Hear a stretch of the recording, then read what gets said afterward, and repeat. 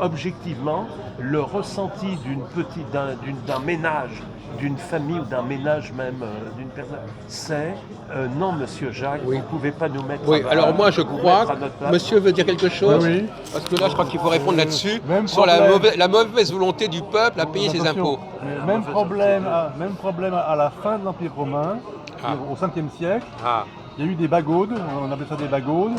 Peut-être il y en a eu à la fin du 4e siècle, je ne sais pas, mais c'est plutôt au 5e siècle.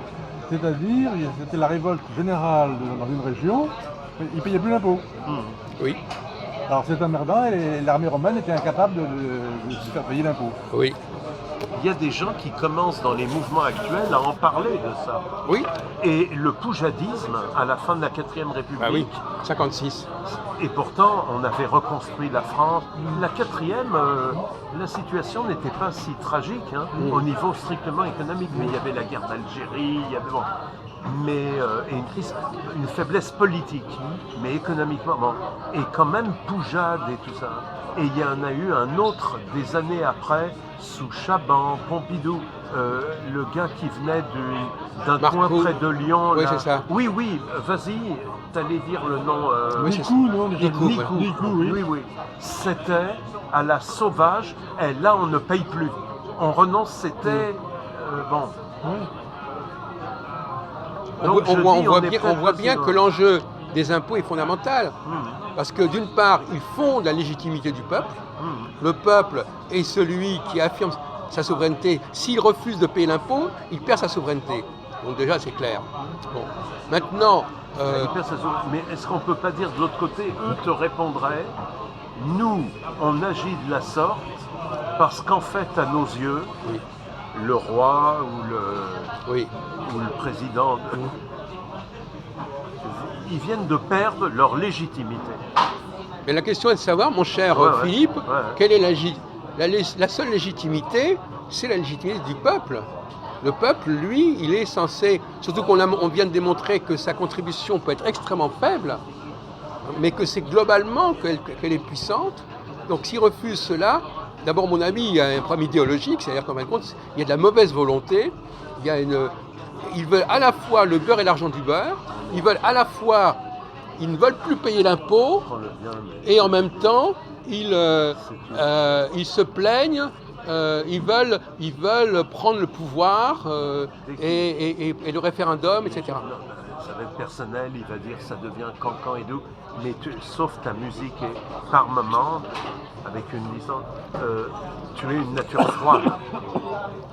J'essaye. Il n'y a pas les affects, tu ne te mets pas à la place d'une famille en difficulté Bon, mais ce que je veux dire, autre chose.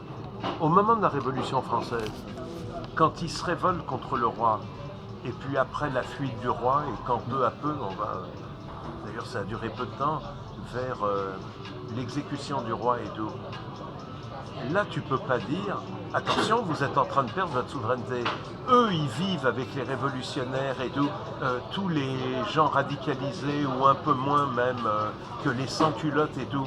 Dans le peuple, si on avait pu faire interview à l'époque, en fait, ils t'auraient pas dit « Ah là là, on est peut-être en train de perdre ». Non, c'est une nouvelle souveraineté, révolutionnaire et tout, et c'est le petit Louis XVI avec l'étrangère Marie-Antoinette qui sont en train de perdre leur légitimité.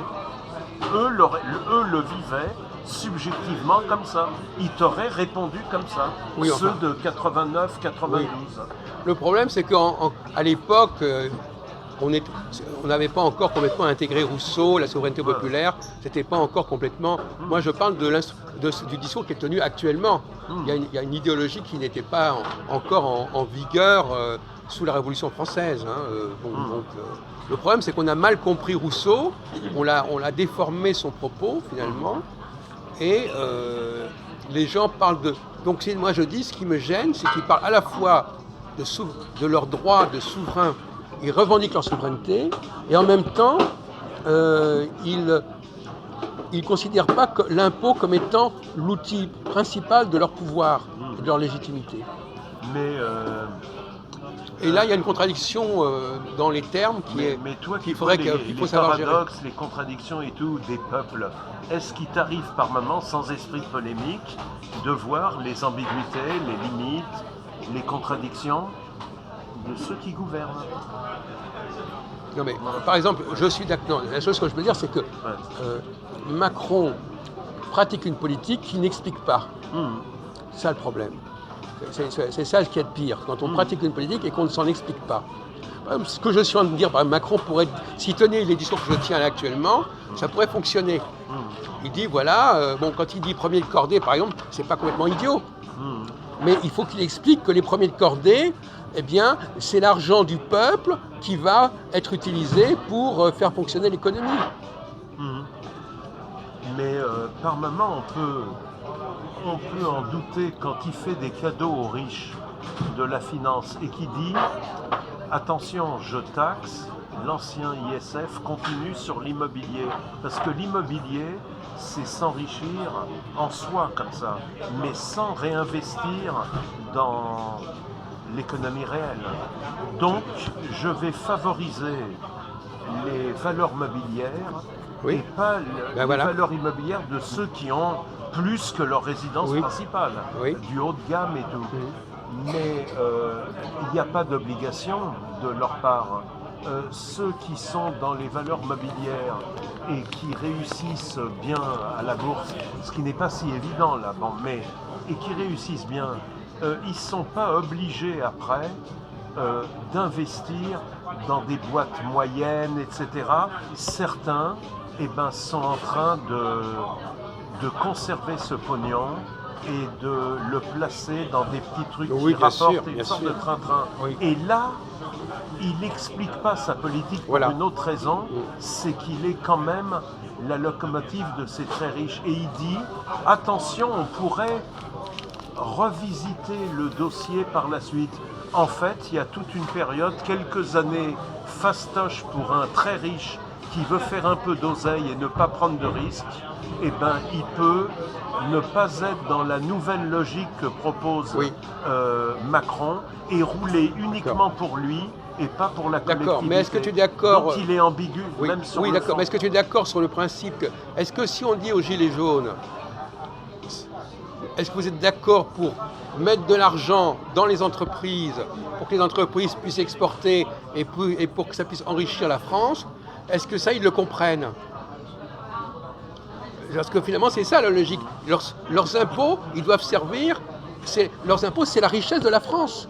C'est ce qui permet à la France d'avancer. S'ils ne payent pas d'impôts, la France n'avance pas. S'ils étaient complètement responsables par rapport à ça, s'ils se sentaient responsables, là, ils répondront, oui, mais pourquoi tant de faveurs aux très riches? Ça passerait mieux. Mais il a employé l'expression premier de cordée, qui n'est pas tout à fait la même chose, qui est quand même intéressant. Bon, le ruissellement, etc. Bon, effectivement, voilà. Et aussi, le problème, c'est l'impatience. L'impatience. Les gens disent qu'on avait une autre jour avec François, il disait, au bout de 3 mois, il faut déjà qu'il y ait des résultats. Bon, après, je lui ai dit, mais et puis quoi, pourquoi pas 1 mois? L'impatience, il ne respecte pas le temps politique. Ils se sont fait avoir par plein d'hommes politiques, de tendances diverses qui se sont succédés. Là, il y a une fatigue, une déception, une espèce d'épuisement nerveux. Et puis lui, surtout, s'est présenté Révolution, son livre. Et souviens-toi, là, c'est des atmosphères, des ressentis, des trucs que tu veux pas trop mettre sur le tapis dans nos discussions. Et ça a été peut-être la déception et le choc de trop pour ces Français-là, à savoir, là, ils nous trompent. Il y a un décalage quand même terrible entre Macron, le candidat, et Macron, le président. Alors, il y a toujours une différence, mais depuis Sarko, ça va en s'aggravant. Le président ressemble de moins en moins au candidat, depuis 2007. Donc, il y a une souffrance, il y a des choses, bon, pour toi, c'est de se... Mais ils ne sont pas pur esprit, les gens. Et donc, à partir de là, tout d'un coup, il y a une colère et ils sont prêts même à casser ton truc, à Oui. démolir tout. Il y a une colère, si tu leur démontres que tout ça c'est nuisible, ça conduit à rien, peut-être, mais ils sont dans le défoulement et la colère, avec tout ce que ça suppose. Bon, il y a des explications à cela, effectivement, mais Ouais. qui sont compliquées. Ouais. Alors, je vais proposer un autre sujet.